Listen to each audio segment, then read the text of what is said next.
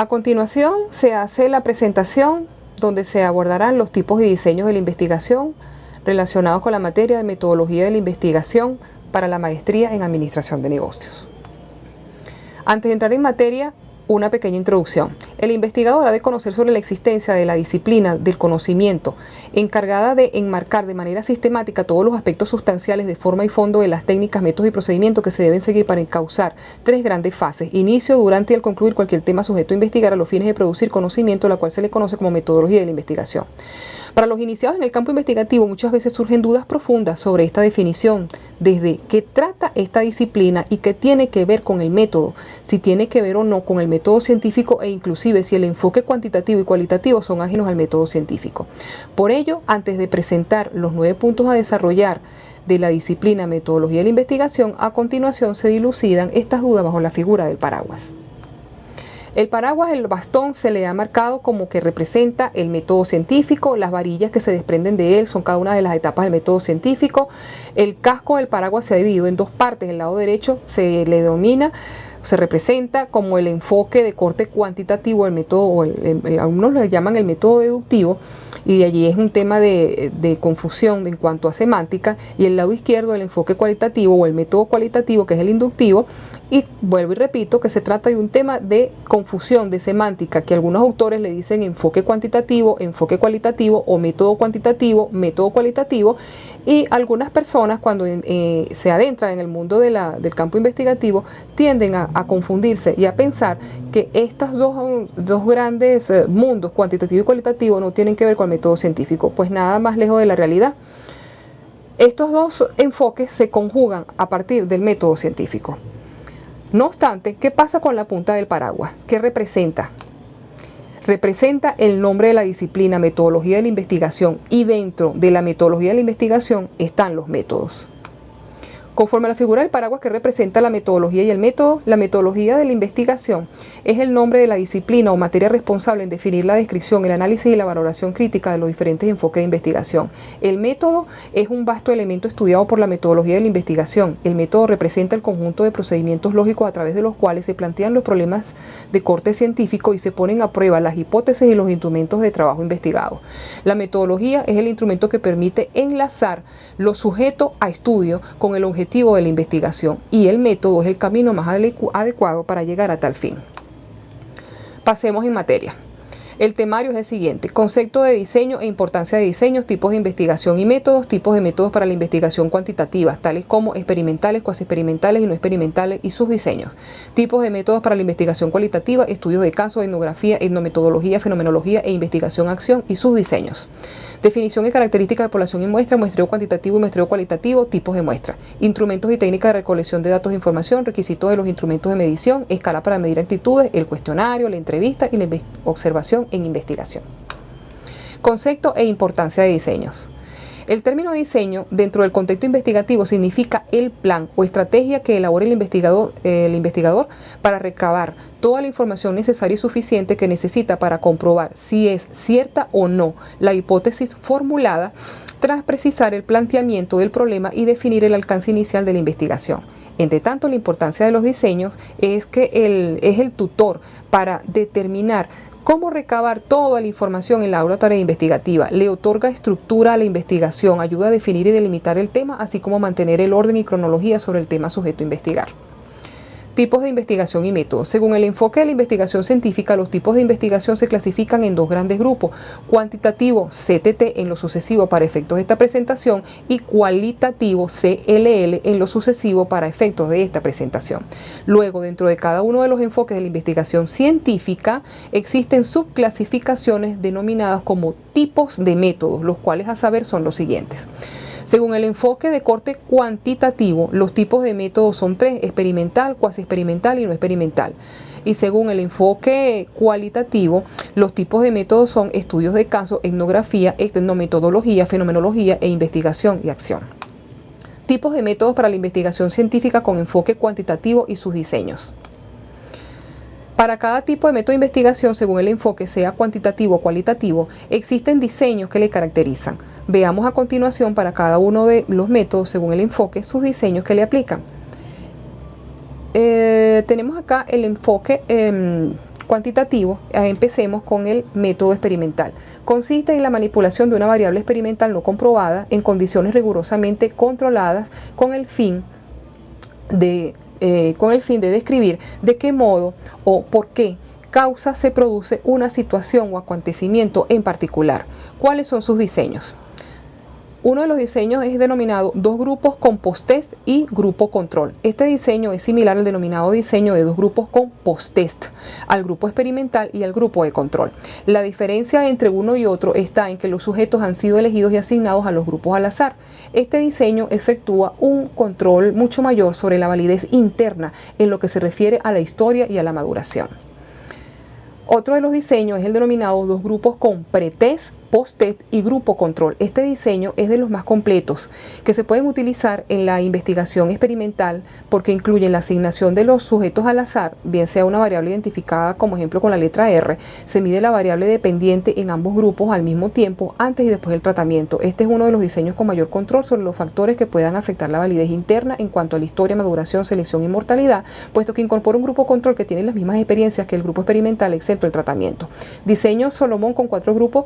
Con este diseño se pretende controlar la posible interacción que puede existir entre el pretest y el tratamiento, y este diseño permitirá que los resultados puedan generalizarse también a los sujetos que no han recibido pretest. Este diseño consta de 4 grupos formados por asignación al azar antes de empezar la investigación.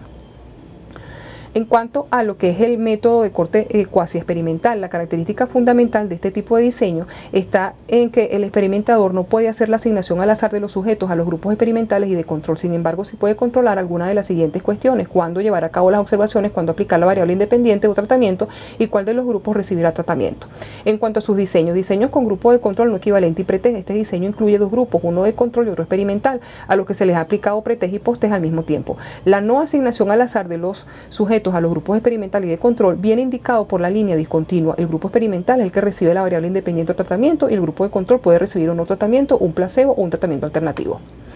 Otro de los diseños es el llamado de series temporales. Este diseño incluye un grupo. La variable dependiente es medida antes y después del tratamiento varias veces. El efecto del tratamiento viene determinado por la diferencia entre las medidas tomadas al grupo antes y después de la intervención o del tratamiento. Este diseño es similar al diseño de un solo grupo con pretest y post-test. Sin embargo, este es más potente gracias a las múltiples medidas que se efectúan antes y después del tratamiento. Estas medidas adicionales permiten al investigador excluir la maduración y la administración de las pruebas como una fuente de influencias en los cambios entre el pretest y el post-test. Este tipo de diseño es especialmente útil en aquellas investigaciones donde, al no ser posible la inclusión de un grupo de control, se quiere ver los efectos de un tratamiento de forma inmediata a mediano y largo plazo.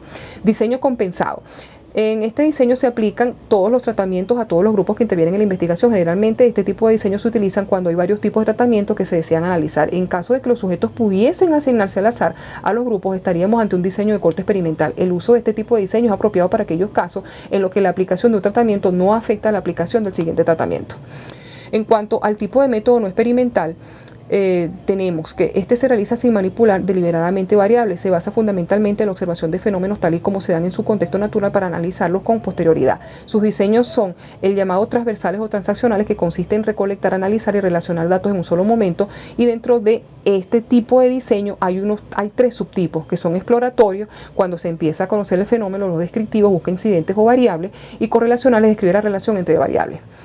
Luego tenemos también el diseño longitudinales o evolutivos, el cual consiste en recolectar datos en diferentes tiempos, y los subtipos son de tendencia, que estudia cambios en una misma población, de evolución de grupo, que estudia a los sobrevivientes de la población, y de panel, cuando los participantes son observados todo el tiempo.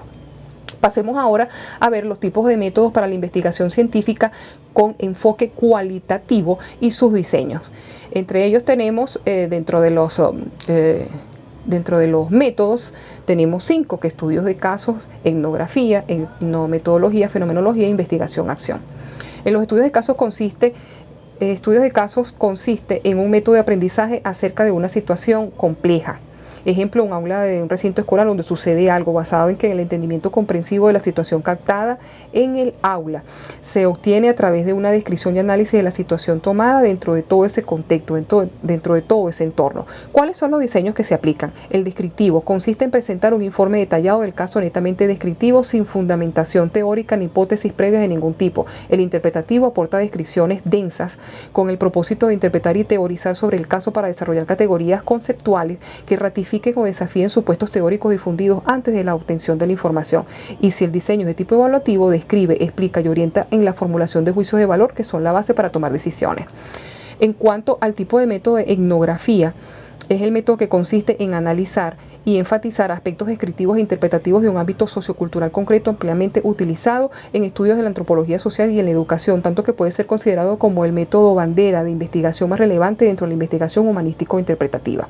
¿Cuáles son los diseños aplicados? Etnografías procesales describen a los diversos elementos de los procesos cuyos análisis pueden ser por un lado funcional si se explica cómo ciertas partes de la cultura o de los sistemas sociales se interrelacionan dentro de un determinado lapso y se ignoran los antecedentes históricos. Por otro, diacrónico si se pretende explicar los sucesos como resultado de sucesos históricos. Etnografía holística o clásica se enfoca en grupos amplios y sus resultados, al ser tan extensos, suelen tener forma de libro.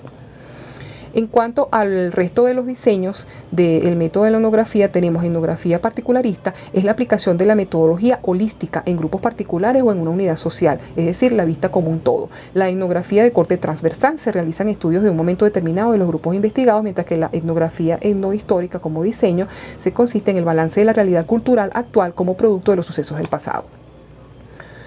Pasemos ahora al tipo de método de la etnometodología. Es el método que se aplica para explicar el orden, coordinación y cohesividad sociales a partir del análisis de las interacciones cotidianas de la vida misma, caracterizadas por el compromiso emocional de los participantes con sus procedimientos interpretativos y expectativas. ¿Cuáles son sus diseños? Los diseños son estudios sobre las prácticas del trabajo, se basa en los estudios de actividades ocupacionales ordinarias, tales como los parámetros pueden ser los ingresos, etnicidad, clase social, relaciones entre roles, etc. Los estudios de la conversación consisten en mostrar cómo algunas interacciones como saludos, despedidas, preguntas y respuestas se organizan en pares de manera que la producción de un primer elemento exige que se produzca una acción complementaria por parte del receptor, es decir, algo así como estímulo-respuesta. En cuanto a la sociología cognitiva, consiste en estudio de la adquisición y de la competencia del lenguaje, inclusive también se estudia el lenguaje esotérico. Adicionalmente se tiene también el estudio del lenguaje de los mudos o los ciegos de nacimiento. Se abordan situaciones más complejas como la interacción maestro-alumno dentro del aula. En cuanto ahora al tipo de método de la fenomenología, es el método que procura explicar los significados en los que estamos inmersos en nuestra vida cotidiana, más no las relaciones de tipo estadístico a partir de una serie de variables, el predominio de tales o cuales opiniones sociales o la frecuencia de algunos comportamientos. Se enfoca en las experiencias individuales subjetivas de los participantes. Los tipos de diseños de este método comprenden las siguientes características. Se pretende describir y entender los fenómenos desde el punto de vista de cada participante y desde la perspectiva construida colectivamente. Se basa en el análisis de discursos y temas específicos, así como en la búsqueda de sus posibles significados.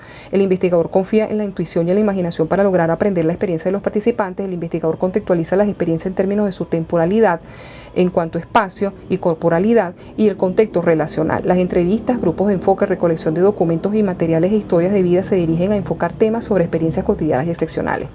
En cuanto al tipo de método de investigación y acción, consiste en solventar problemas cotidianos de manera inmediata, sin dilaciones. Su propósito fundamental se centra en aportar información que guíe la toma de decisiones para programas, procesos y reformas estructurales. Entre las características de los diseños aplicados a esta metodología de investigación o acción son que los participantes que están viviendo un problema son los que están mejor capacitados para abordarlo en un entorno naturalista. La conducta de estas personas está influida de manera importante por el entorno natural en que se encuentran. Y ahora pasamos a la definición y características de población y muestra. Definición y características de población es, en cuanto a la población, es el conjunto total de individuos y objetos o medidas que poseen algunas características comunes observables en un lugar y en un momento determinado. Características de población. Al efectuar cualquier tarea de investigación deben tenerse en cuenta 4 características esenciales para seleccionar la población, las cuales son las siguientes: homogeneidad, que todos los miembros de la población tengan las mismas características según las variables que se vayan a considerar en el estudio de investigación. En cuanto al tiempo, esto se refiere al periodo de tiempo donde se ubicaría la población, determinar si el estudio es del momento presente o si se va a estudiar una población de 5 años atrás o cualquier periodo, o si se van a entrevistar personas en diferentes generaciones. En cuanto a la característica espacio, se refiere al lugar donde se ubica la población de interés. Un estudio no puede ser muy abarcador y por falta de tiempo y recursos hay que limitarlo a un área o comunidad en específico. La cantidad se refiere al tamaño de la población. El tamaño de la población es sumamente importante porque ello determina o afecta al tamaño de la muestra que se vaya a seleccionar, además que la falta de recursos y tiempo también nos limita la extensión de la población que se vaya a investigar. Definición de la muestra y sus características. La muestra es un conjunto fielmente representativo de la población. Sus características. El tipo de muestra que se seleccione dependerá de la calidad y cuán representativo se quiera que sea el estudio de la población. Entre los tipos de muestras, según sus características, se tienen tres grandes grupos. Aleatoria, cuando se selecciona al azar y cada miembro tiene igual oportunidad de ser incluido. Estratificada, cuando se subdivide en estratos o subgrupos según las variables o características que se pretenden investigar. Cada estrato debe corresponder proporcionalmente a la población. Si es en cuanto a la característica sistemática, este se refiere cuando se establece un patrón o criterio al seleccionar la muestra. Ejemplo, se entrevistará a una familia por cada 10 o por cada 20 o por cada 15 que se detecten. En cuanto al muestreo cuantitativo y cualitativo y los tipos de muestra. Muestreo cuantitativo, bajo este enfoque se define el tamaño de la muestra por medio de la siguiente fórmula. Cada uno de los elementos de la fórmula, por ejemplo, N es el tamaño de la muestra, Z nivel de confianza, P variabilidad positiva, Q es igual a 1 menos P, que es la variabilidad negativa, BO es la precisión o error admitido. Los tipos de muestra en el muestreo cuantitativo. Muestra aleatoria simple, cada miembro de la población tiene la misma probabilidad de ser seleccionado como sujeto. Todo el proceso de toma de muestras se realiza en un paso en donde cada sujeto es seleccionado independientemente de los otros miembros de la población.